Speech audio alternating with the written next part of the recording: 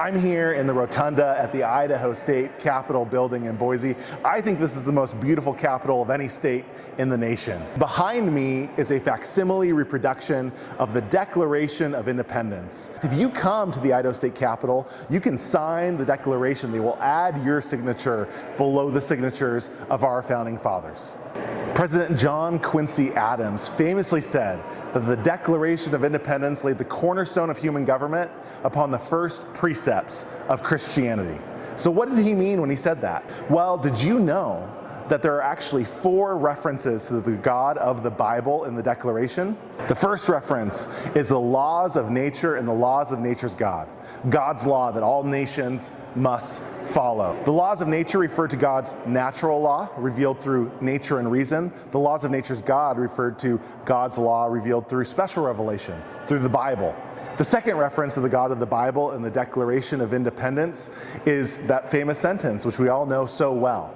All men are created equal and endowed by their Creator with certain inalienable rights.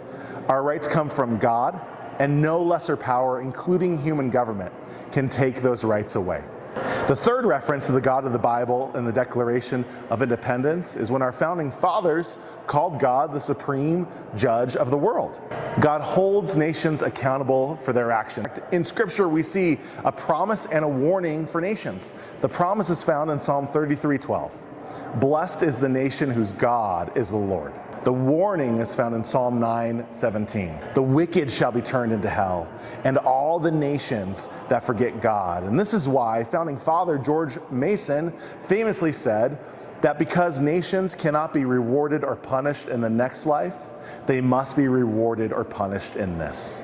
The fourth and final reference is when our founding fathers pledged their lives, their fortunes, and their sacred honor, trusting in God's divine providence. Our founding fathers understood that God intervenes in the affairs of men. He cares and He's personally involved in shaping the history of nations. And if they were going to be faithful to God, God would be faithful to them by intervening on their behalf in the war for independence. And He certainly did that.